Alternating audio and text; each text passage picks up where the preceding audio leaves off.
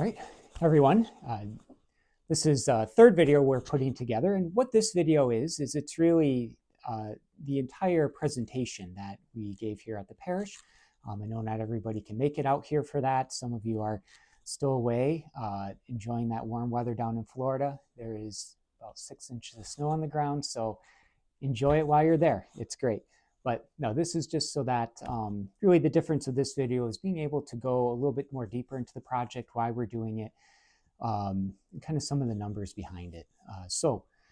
You'll see here on this first slide, there's 4 parts to this. Well, really 3, because you won't have an opportunity to ask questions, but feel free to ask when you're around. But the first part is going to be how we got here.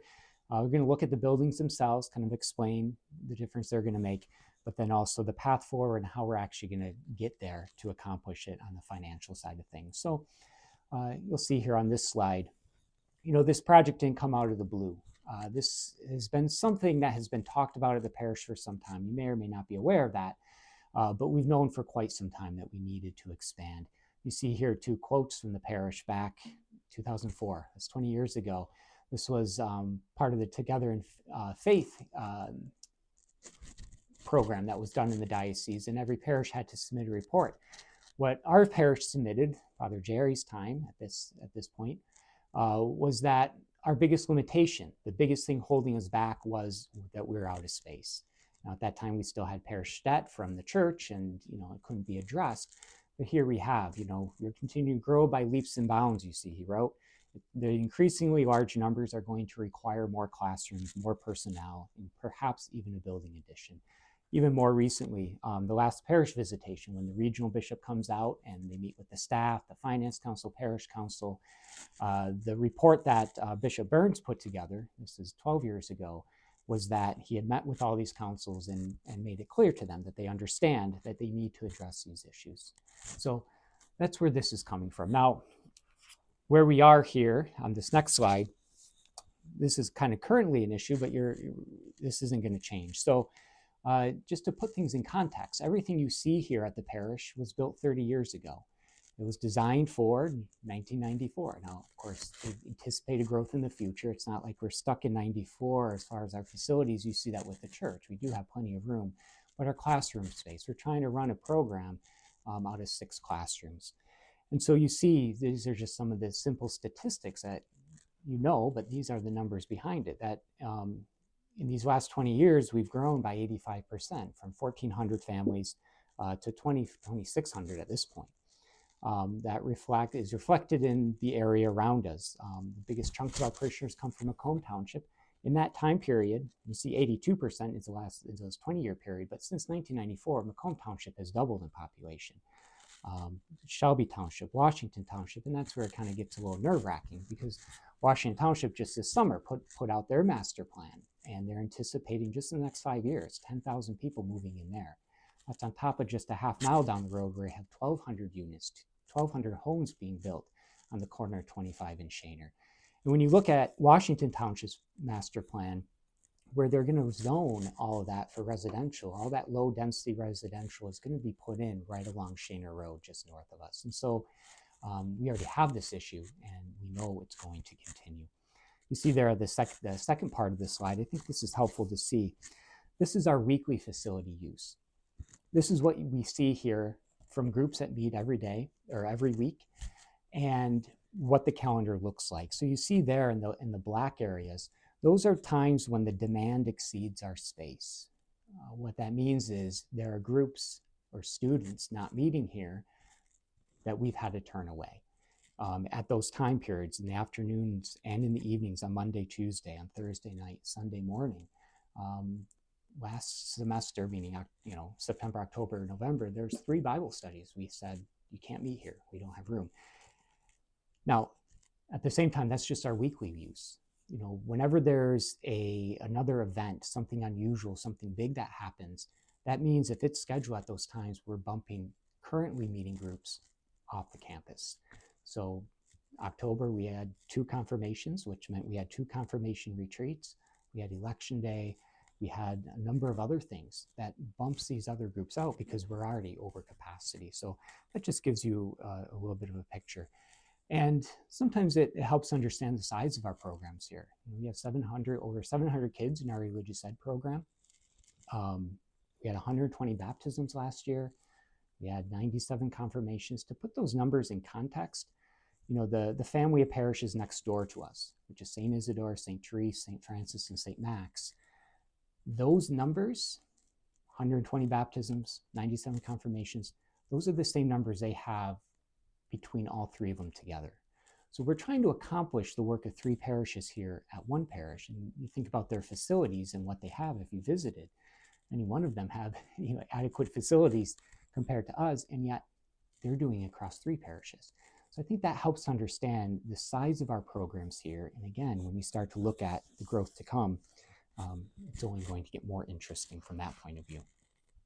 So we know that that's the issue. So what were the next steps? So going back to the Finance Council, the good news is that we've caught up on all of our ongoing maintenance needs.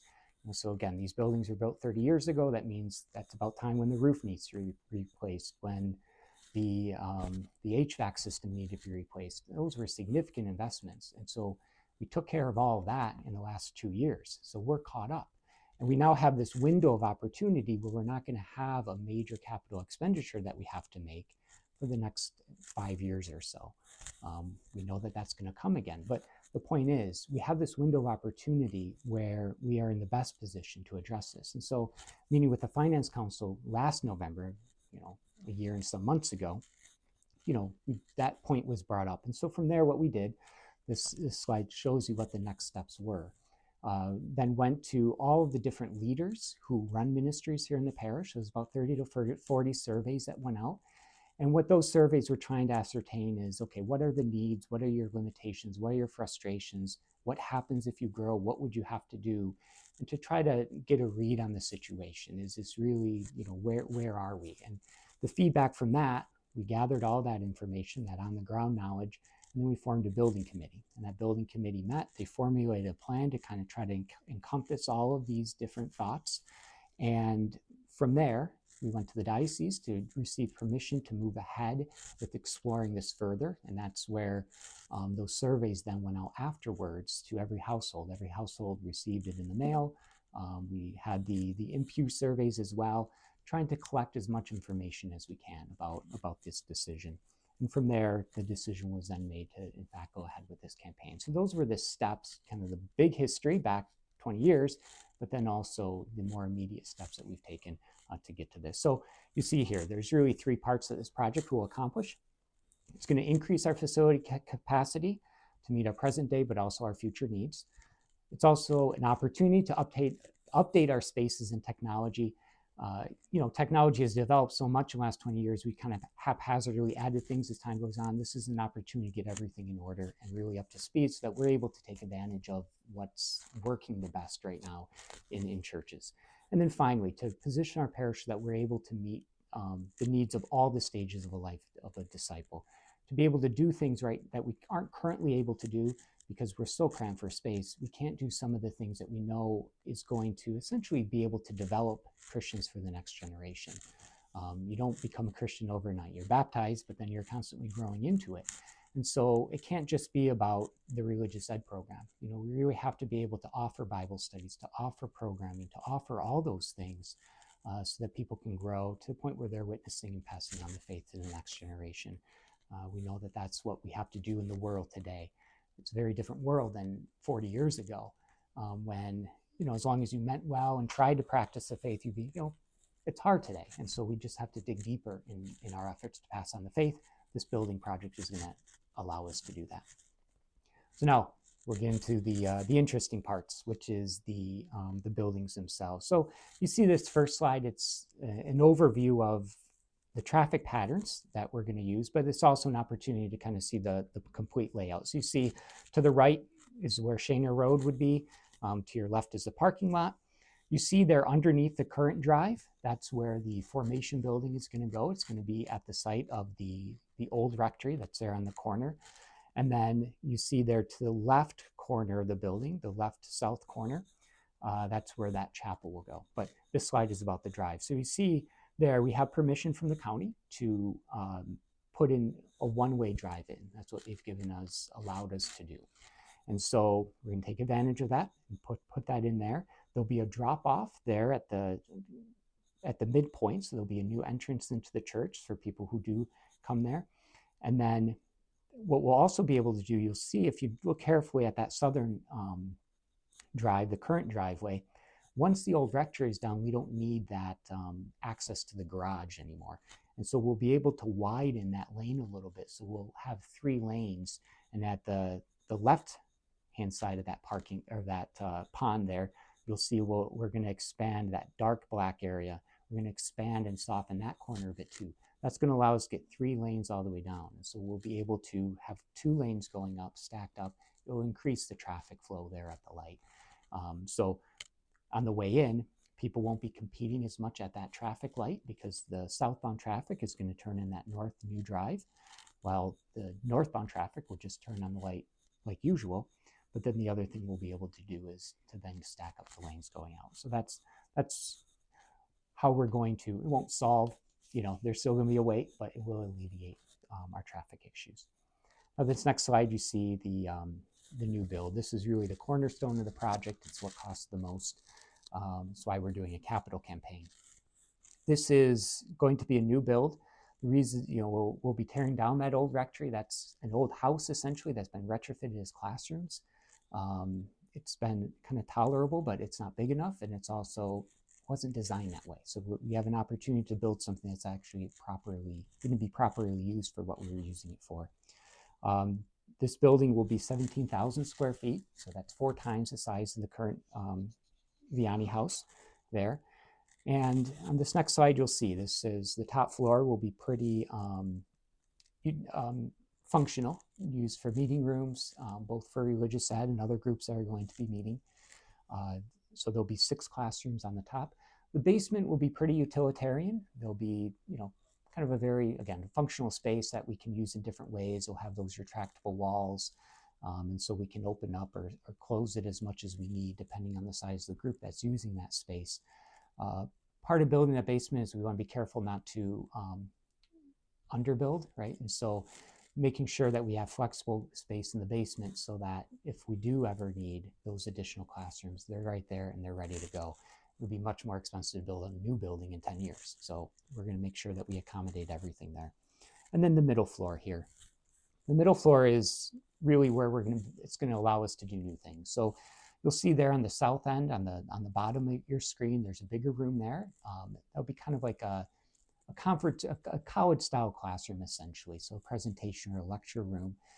This will be used for things like our Sacred Heart major seminary classes that are held here. We'll use it for our Knights of Columbus meetings, things like that. Things that really it's a space we don't have right now. It's going to be designed to fit 35 to 40 people.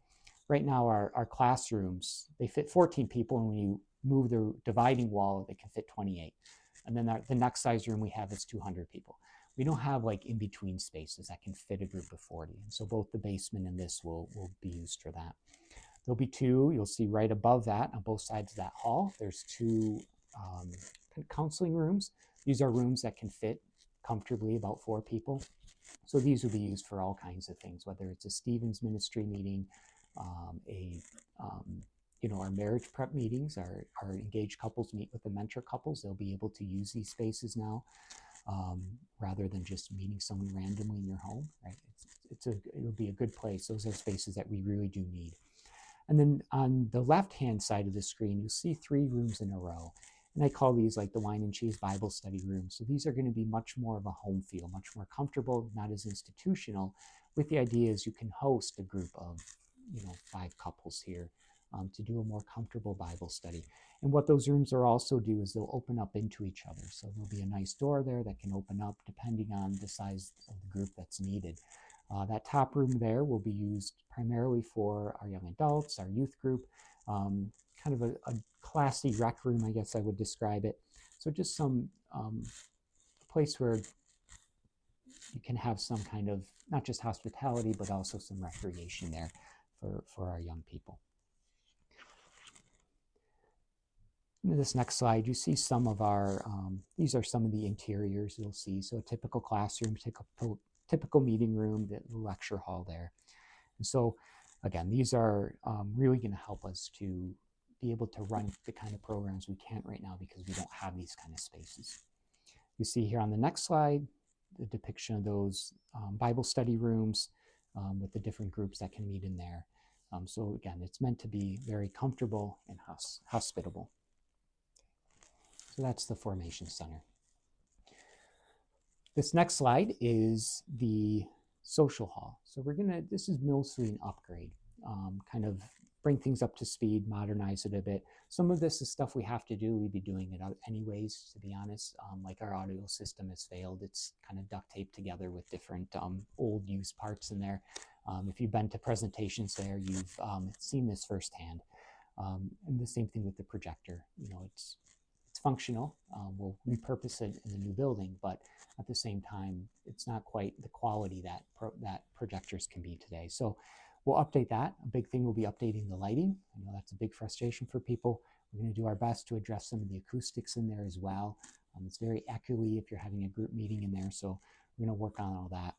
And then also what we'll do is we'll make kind of a coffee bar, a hospitality bar, a permanent part of this. And so there's the current bar, which is kind of set up as a wedding bar, which we've never used this building for. And so this will be in that back corner. It's currently unused space. We use it for the fish fry. It's basically going to make that fish fry setup permanent. And that way the coffee, the pop machines, everything will be right out there. And so whenever there's a group meeting, if there's a presentation going on, it's very easy to put on, to host people well here. So you see here the next slide, that's a simple depiction of the coffee bar. And then this third slide, you'll see this is a kind of an earlier depiction, but an early concept drawing of what the social hall would look like. You notice there in the back corner, we're going to try to open up that space a bit to bring in more light into the social hall, but also make it more welcoming. When people are coming in from outside, they know what's going on. Just small improvements like that. The next slide. So once the new building is up, that means we will have enough space to use some of our rooms in a way that's not so absolutely multi-purpose. Right now, because we only have 6 rooms, every square inch of this building has to be used by every different group here. And so we're not able to have rooms that are designed for children's education, for example. So all the chairs, all the tables, they all have to be adult size. Well, now when we have children's liturgy of the word, when we have 1st and 2nd grade catechesis, we can actually have tables and chairs and an environment that's actually designed for that generation. And then finally, the Adoration Chapel. This will be, again, right to your right when you're walking in from the parking lot. It'll be a building right there. And this is meant to allow the parish to be accessible at any time for prayer. It's a big, I know when I'm here working and it's a holiday and the doors are locked, people are constantly trying to get in. And I know when we lock up at 8, people want to pray. They're just getting off of work sometimes. And so how this will work is there will be a key code. There will be that level of security. We don't want it just to be open. But at the same time, anyone who wants that key code can be put on the list. We'll update it every 6 months or so.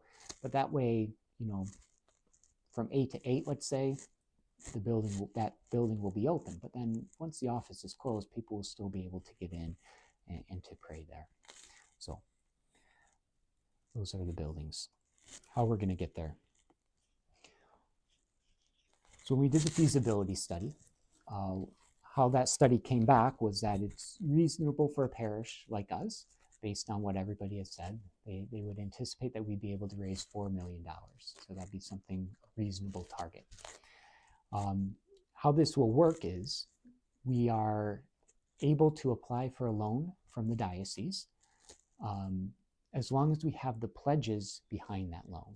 And so what we'll be doing is, and what you'll hear about in a moment, is we'll be asking parishioners to make pledges over, let's say, a 3-year period.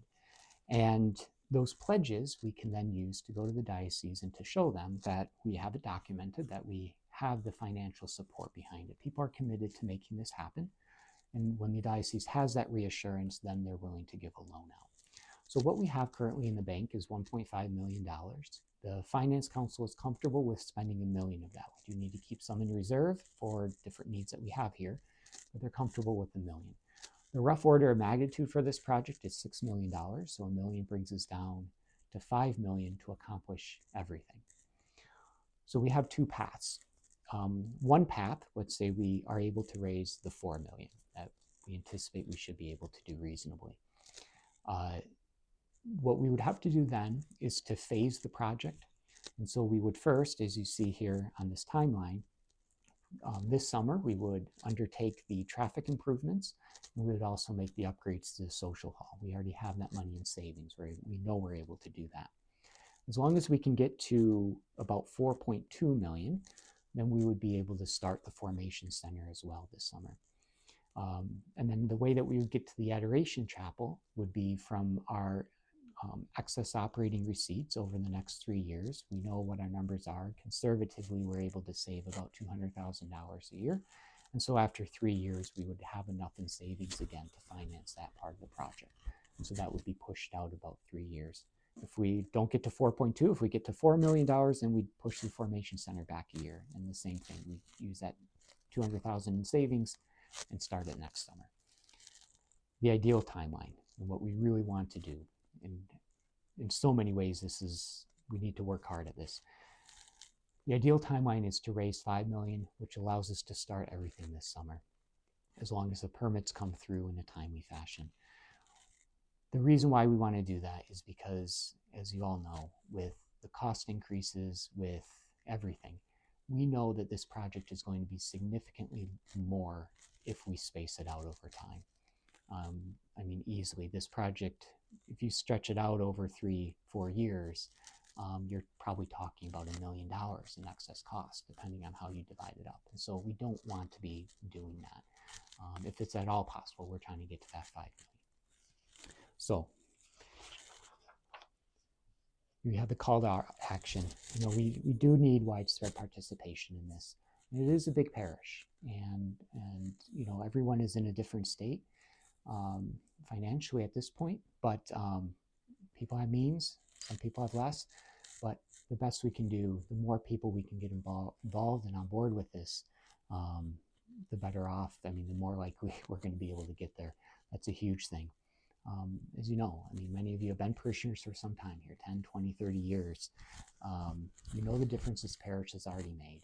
And part of this is allowing that next generation to be able to partake in that as well. Those who have young families, like, you know, like you're thinking about this future right now. What is this going to look like? We're trying to get ahead of the curve here before things get even more cramped. And, you know, part of this is just, you know, it's a great parish, right? And so I just ask that you prayerfully consider what you can do to support it. Now, each one of you, if you haven't already, you will be. If you haven't, please feel free to contact the office. You will be getting a packet, and the packet has renderings of everything you've just seen, different drawings and depictions, and kind of explains the story of this project. So you'll see that. But also in that packet are two other things. One is an invitation letter, and then also a pledge card. The invitation letter, in that letter, there's a dollar amount. You know, some people have already said, well, Father, I'm going to give twice that. I can do that. Some people have said, well, I can't quite do that, but this is what I can do. The point is, those are the kind of numbers that are going to get us toward our goal. And so, you know, if you can pray about it and think about it, if you can do more, we certainly need some people to do more. Some people do significantly more. And if you're able to, I ask you to consider that. If you can do something, though, please don't think, please, the more hands on deck, the better, is what this comes down to. So those numbers represent an estimate. But again, the point is, those are the kind of numbers that are going to get us to our goal. What you can do then is, if you can pray on it, think about it, and then take the pledge card and you can make your pledge. And like I said, those pledge cards are important because that's what we need to go to document for the diocese to show that we have the support behind this to attain that loan. But if you could pray about it for a little bit, and maybe within the next couple of weeks, after you get your packet, if you could turn that back in, you can either mail it, you can drop it off in the offertory box. If you like, you can scan it and email it to the parish, however you'd like to do that. People have been giving in different ways. Some people want to give everything up front. Some people myself included, need to space it out over from month to month. Whatever works best for you is what's best. Okay, so you can please just consider that. So thank you for watching this video. It's an exciting project. I mean, so many people. I mean, it's been pretty incredible, the generosity of this parish so far. And I'd like you to consider the invitation to participate as well. Thank you.